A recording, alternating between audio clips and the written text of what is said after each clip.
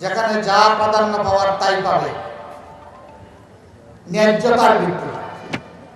এখানে আমার সামনে 6টা দাবি উত্থাপন করা হয়েছে, দাউদকান্দিকে জেলা করা সহ আরো অনেক দাবি।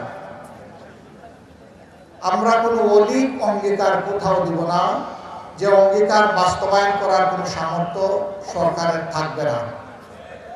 তবে আমরা যা স্পষ্টভাবে বলব, ন্যায় বিচার যখন কায়েম হবে, শুধু মামলা মোকদ্দমার ন্যায় বিচার না, জনগণের অধিকার পাওয়ার ন্যায় বিচার।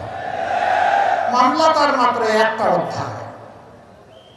আপনার সন্তানের লেখাপড়া, তার স্বাস্থ্য পরিচর্যা, সারা জীবন যারা রাষ্ট্রকে দিয়ে গেছেন, সমাজকে দিয়ে গেছেন, বৃদ্ধ বয়সে তাদের দায়িত্ব নেওয়া, এসব সরকারের দায়িত্ব। আমরা ঘোষণা করেছি সবার জন্য স্বাস্থ্য, বিশেষভাবে 5 বছর পর্যন্ত, শিশু কাল পর্যন্ত তাদের পূর্ণ দায়িত্ব সরকার নেবে। আবার রিটায়ার এজে গিয়ে সবাই স্বাস্থ্য সেবা পান না, নিজের পয়সায় সেবা নিতে হয়।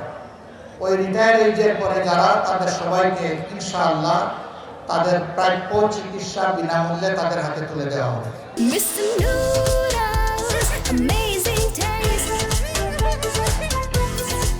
একটা জাতিকে যদি সুস্থ সবল করে গড়ে তোলা না যায়, তাহলে একটা গতিশীল উন্নত জাতি গড়া সম্ভব নয়। যারা বেবি কেয়ারিং মাদার্স, তাদের জন্য আমরা বলেছি কর্মস্থলে তাদের কর্মঘণ্টা 2 থেকে 2.5 বছরের জন্য হবে 5 ঘন্টা, বাকি 3 ঘন্টা খরচ যোগাবে সরকার। এখন বলতে পারেন, এই একটু আগে বললেন কোনো বৈষম্য করবেন না, তা আমরা করবো 8 ঘন্টা, ওনারা করবে 5 ঘন্টা, এটা কি কোনো বৈষম্য না? না, এটা বৈষম্য না। দেখি একটা জবাব এখন নিতে চাই।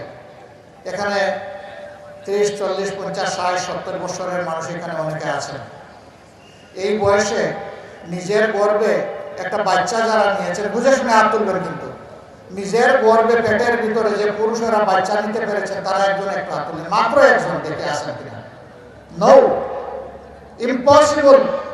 আল্লাহ তাআলা এই যোগ্যতা পুরুষদেরকে দান করেননি, এই নিয়ামত আল্লাহ তাআলা মাদেরকে দান করেছেন। 285টা দিন আপনাকে আমাকে সেই মা গর্বে নিয়েছে, অনেক কষ্ট হয়েছে। সেই কষ্টের প্রকাশ ঘটাননি, বরঞ্চ সব কিছুকে খুশি মনে, সন্তুষ্ট মনে মেনে নিয়ে অপেক্ষা করছিলেন, কবে আমার কলিজা টুকরা নাড়ি ছেঁড়া ধন দুনিয়া আসবে। যখন মুখ দেখেছেন সব ভুলে গেছেন, কিছুই আর মনে থাকে। আচ্ছা ঠিক আছে, গর্বে সন্তান নিতে পারলেন না, নিজের বুকের দুধ খাওয়ানো কেউ এখানে আসেন না, তাও নাই। তো এই যে 2-2.5 বছর মা যে সন্তানকে বুকে আগলে রাখবেন, তার বুককে যে সন্তানের বিছানা বানিয়ে দেবেন, আপনি এখানেও ফেল, আমি এখানেও ফেল, তাইলে এটাকে ইনসাফ যে এই সন্তান বুকে নিয়ে তার লালন পালন, পেটে নিয়ে তার লালন পালন, আপনিও 8 ঘন্টা, তিনিও 8 ঘন্টা, এটা ইনসাফ না বেইনসাফ? এটা তাদের প্রতি কোনো দয়া নয়, এটা সমাজের দায়িত্ব পালন। আবার এরপরে ইনশাআল্লাহ তাদের কর্মক্ষেত্রে তারা চলে আসবে। কিন্তু অনেক মা পুরা 8 ঘন্টা সন্তান, কুলের সন্তান রেখে তারা এই চাকরি করতে চান না, চাকরি ছেড়ে দেন, আর চাকরিতে ফিরে আসতে পারেন না। অনেকের প্রয়োজন আছে, তারা কষ্ট পান, কিন্তু চাকরির রাস্তা তার জন্য বন্ধ হয়ে যায়। কারণ কোনটা ভালো, রাস্তা বন্ধ হয়ে যাওয়া ভালো নাকি রাস্তাটা খোলা রাখা ভালো? এখন বলবেন ওনাদের চাকরি করতে হবে কেন? করবেন, অবশ্যই করবেন।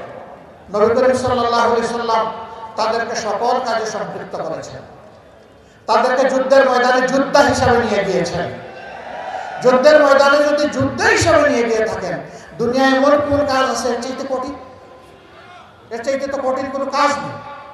তাহলে তাদের যদি মেধা যোগ্যতা আল্লাহ দিয়ে থাকেন, সে পরিমাণ শিক্ষা প্রশিক্ষণ যদি তাদের থাকে এবং তাদের যদি প্রয়োজন থাকে, তাহলে তারা অবদান রাখবে।